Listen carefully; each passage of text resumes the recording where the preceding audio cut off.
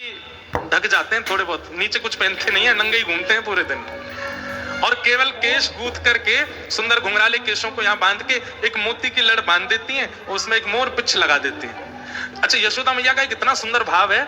यशोदा मैया क्या करती हैं?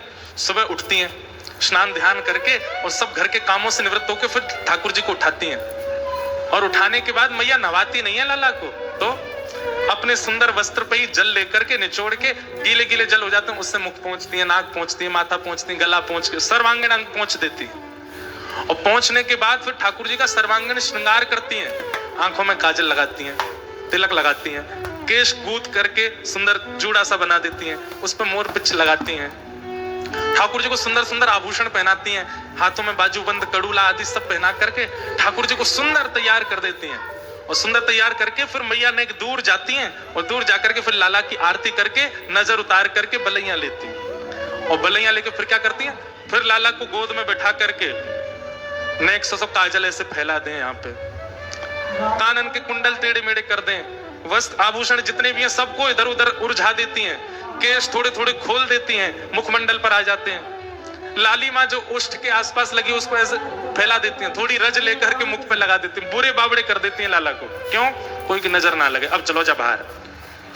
सुंदर श्रृंगार करके वो ठाकुर जी को बिगाड़ के फिर छोड़ती हैं बाहर। सब गोपी कहे मैया एक तो तुम्हारो लाला इतना सुंदर, ये तो बुरे श्रृंगार में भी सुंदर लगे, लेकिन तुम ने आराम से श्रृंगार करे करो, कभी आको काजल फैलो भयो, कभी आके मोती लड़ गिरी भाई, कभी आके केश ऐसे मुख पे आए रहे, कभी आके गली की माला इतर बितर रहे, नहीं ढंग से कर दे करो। मैया बोली कोई जरूरत ना है, ऐसे ठीक है, ज्यादा सुंदर बनाऊंगी तो नजर लग जाएगी, मेरे लाला है। स्वयं दर्शन करती है केवल सुंदर लाल का। गोपीन के काजे तो बोरो बाबड़ो बनाते हैं ठाकुर जी।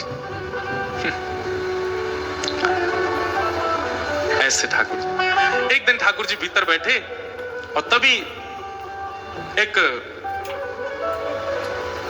गोपी बाहर से जा रही है, हल्ला करती भाई, अरे कोई आम ले लो, कोई सेब ले लो, कोई अमरूद ले लो, कोई केला ले लो, फल बेचती भाई जा रही है। आंगन में यशोदा मैया कछु कर रही हैं और ठाकुर जी पास में ही खेल रहे हैं। ठाकुर जी ने जैसी आवाज सुनी, आवाज सुन करके अभी बोलना ना जाने धीमे धीमे तोतली वाणी में मैया के पास गए और मैया से जाके इशारों करने लगे, ये फल बेचे वाली जो जारी का मुंह फल लेनो है। यशोदा मैया ने फिर बैठा दिया ठाकुर जी, कहां जाएगो, मत जावे। ठाकुर जी फिर उठ के खड़े हो गए, फिर मैया के पास गए, मुंह फल लेनो है। ठाकुर जी बोले, मैया बोली लाला फल ऐसे ना मिलो करें, धन देनो पड़े फलवारी इनको, धन नहीं तो अनाज देनो पड़े तब जाकर के फल मिले।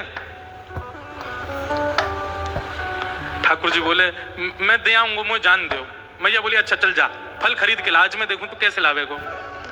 सो ठाकुर जी पहले तो अनाज घर में गए और वहां जाकर के छोटे छोटे हाथन में ठाकुर जी ने ऐसे अनाज भर लिए। नेक से लाला 1-1.25 साल के हैं, अभी चलना सीखे हैं, बस हाथन में अनाज भर लियो और अनाज भर के अब ठाकुर जी फल लेवे जा रहे हैं।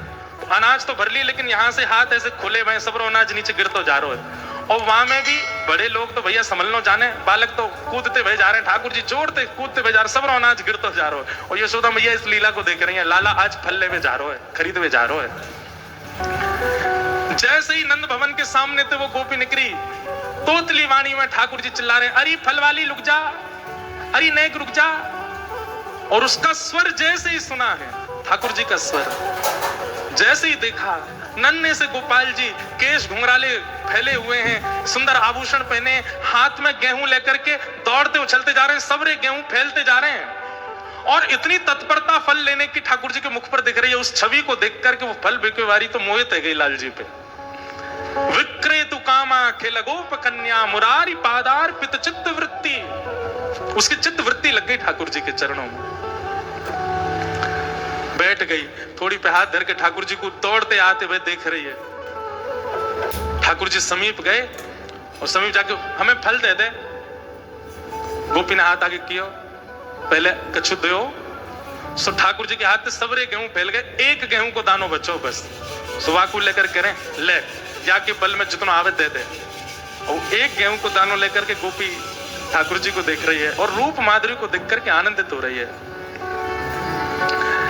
माई को आम बेचन आए, माई को आम बे बेचन आई, टेर सुनत मोहन उठ धाए, टेर सुनत मोहन उठ धाए, भीतर भवन बुलाई माई को आम बेचन आए। ठाकुर जी ने उसको एक गेहूं का दाना दे दिया। गोपी बोली, अरे इतनी दक्षिणा, इतनी दक्षिणा ते तुम्हें बहुत कुछ दे दूंगी। ठाकुर जी बोले, ना इतना दे दे जितना मेरा पेट भर जाए, बस इतना दे दे। अब वो सखी क्या कर रही है? ठाकुर जी तो बोली, थैला लायो संग में।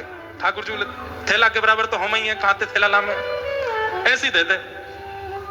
एक फल हाथ में दे दिया, छोटे छोटे हाथ, फलन थे छोटे तो हाथ हैं लाल जी के, एक आम ले लियो, एक में सेब ले लियो। अब गोपी बोली, ये वाले हाथ उठाओ।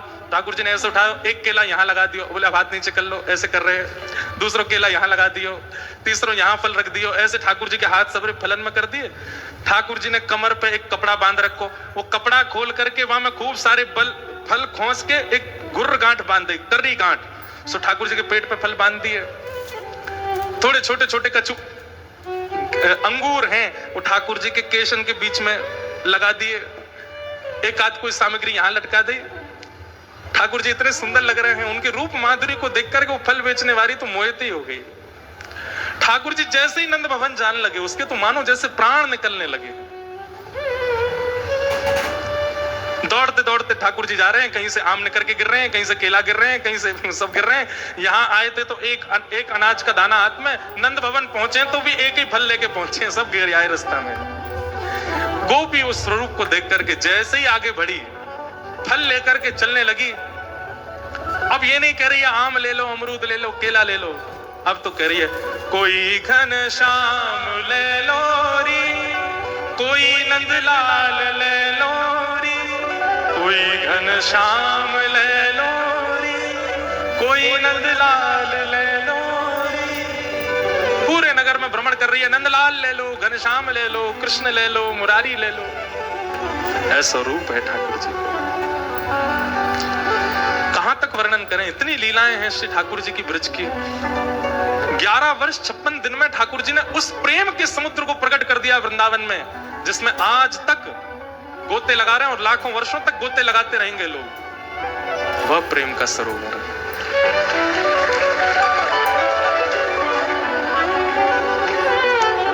ऐसी ठाकुर जी की लीला चल रही है।